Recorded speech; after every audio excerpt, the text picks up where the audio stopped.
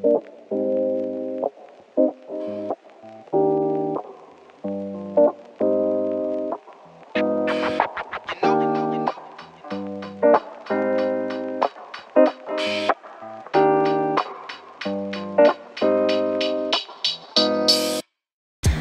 je suis Marie-Alix Futer, une humaine qui aime raconter des histoires et qui, en utilisant sa voix, inspire d'autres à en faire de même.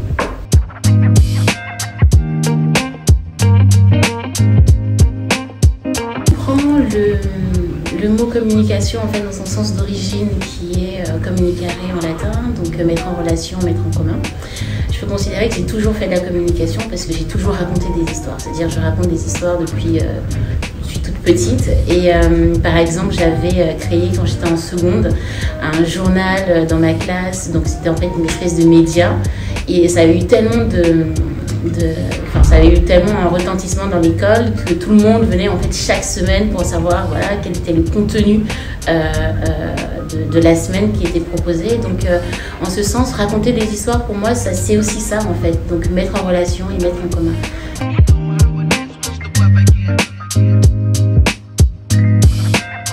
J'ai la chance donc d'avoir une aisance en communication pour raconter des histoires, mais je pense que le talent ne suffit pas et qu'il faut vraiment continuer à travailler, à se former, à faire des erreurs, à s'améliorer au quotidien.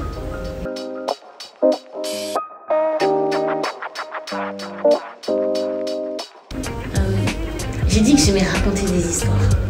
Je publie un livre assez personnel cette année, M, ma fille M, qui parle donc d'une histoire personnelle, l'assassinat de mon mari au Cameroun il y a 7 ans, alors que j'étais enceinte de ma fille. Donc ce livre raconte un petit peu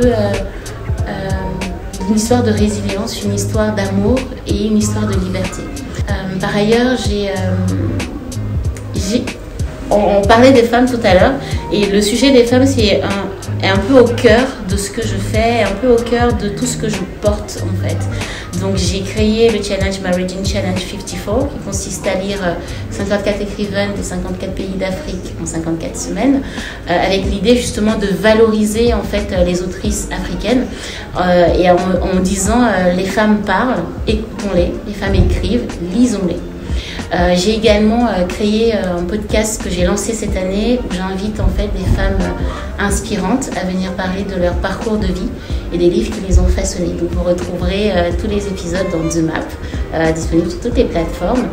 Et enfin, je pense que si le savoir c'est la puissance et que l'argent c'est le pouvoir, il est temps de mettre les deux dans les mains des femmes. Et un sujet dont on parle trop peu aujourd'hui quand on parle de femmes, c'est la question de l'argent.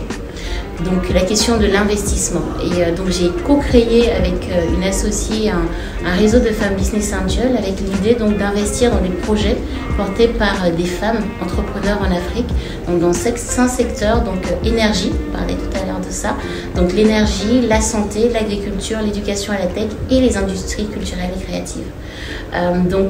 Et on va également former des femmes à l'activité de Business Angel. Qu'est-ce que ça signifie investir? Parce que je pense qu'on ne peut pas seulement attendre des investisseurs ou des investissements qui nous viendraient de l'extérieur et de l'étranger, mais qu'il faut former nous-mêmes en tant que femmes à ces questions-là.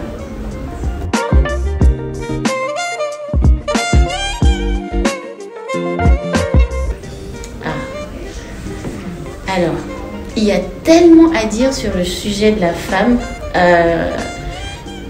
Il y a un chiffre qui est assez intéressant, qui est 104. Le 104, c'est le nombre de pays aujourd'hui dans lesquels les femmes n'ont pas le droit d'exercer certains métiers. Donc on estime aujourd'hui à 2,75 milliards de femmes dans le monde qui n'ont pas le droit de travailler dans des secteurs tels que l'énergie, les mines, certaines industries. Donc c'est-à-dire qu'avant même d'arriver au niveau du management, c'est un chiffre qui dit quand même bien une réalité qui est que peu importe les continents, je veux dire que là c'est une réalité qui dépasse tous les continents et toutes les couleurs et toutes les origines, la situation de la femme. Si on revient dans un contexte purement français et aussi qui concerne certains pays d'Afrique, on constate quand même que à compétences égales, les femmes sont moins bien payées que les hommes, accèdent plus difficilement à des postes de direction. N'en parlons même pas des postes dans les comités de direction et des COMEX. Donc il y a encore du travail à faire.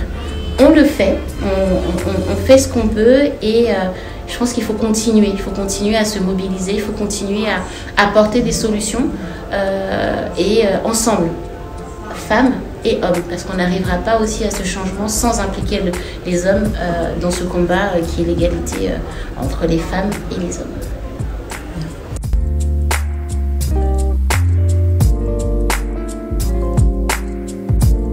J'ai vraiment besoin de faire des choses qui ont du sens et apporter du sens, donner du sens à mon action, que ce soit dans mes fonctions, j'ai envie de dire, en entreprise ou de conseil, ou que ce soit dans les projets que je porte à titre personnel dans l'entrepreneuriat. Et ce sens est toujours tourné vers des sujets qui se retrouvent finalement. Qu'il s'agisse de justice sociale, et donc dans la justice sociale, la place de la femme, c'est-à-dire que, je vais encore revenir là-dessus, mais les femmes vivent à travers le monde des injustices dans presque tous les champs de leur vie, que ce soit le social, que ce soit le politique, que ce soit l'économique. Donc voilà, une volonté vraiment de m'intéresser donc à toutes les questions de justice sociale, de femmes, d'Afrique, le narratif sur l'Afrique. Qui est-ce qui parle d'Afrique aujourd'hui? Au nom de qui? Pourquoi? Et pour en faire quoi? D'accord? Et c'est, pour moi, je le vis vraiment comme un devoir. Alors, on parle de liberté. Dans la liberté, on a beaucoup de droits, mais on a des devoirs. Et je pense que, en tant que professionnel de la communication, il est de mon devoir aujourd'hui de travailler, de contribuer à travailler à un meilleur, en tout cas, un narratif sur l'Afrique qui nous appartienne, dans lequel on se reconnaisse.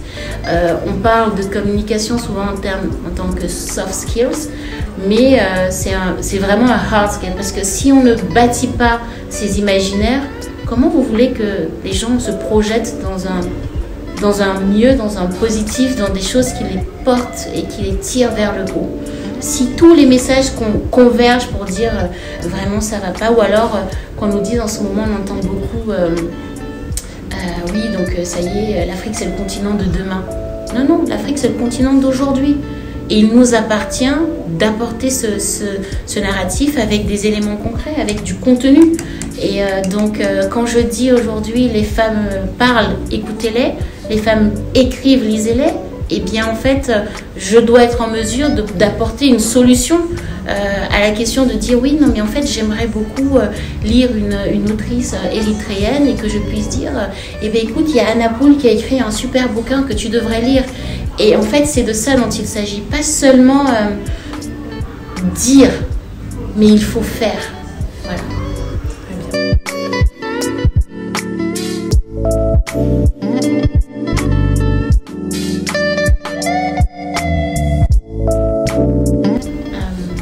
Il est très important de se connaître, vraiment, de passer du temps à essayer de rencontrer la personne qu'on est à l'intérieur. Quelles sont nos valeurs, quelles sont nos aspirations, quelles sont nos limites, à quoi est-ce qu'on aspire, et d'avoir le courage de s'y tenir. Vous voyez, donc c'est une question d'authenticité, une question de courage, et une question aussi de vulnérabilité. Deuxième point, c'est ce que je disais tout à l'heure, c'est on peut avoir un don particulier, on a tous des dons. On est tous créés, je pense vraiment que chaque être humain est unique, et donc on a tous un talent, on a tous un don à l'intérieur de nous. Eh bien le talent ne suffit pas, il faut travailler. Et avec le travail vient la discipline. Le troisième point, c'est rêver et rêver grand. Sky is not the limit.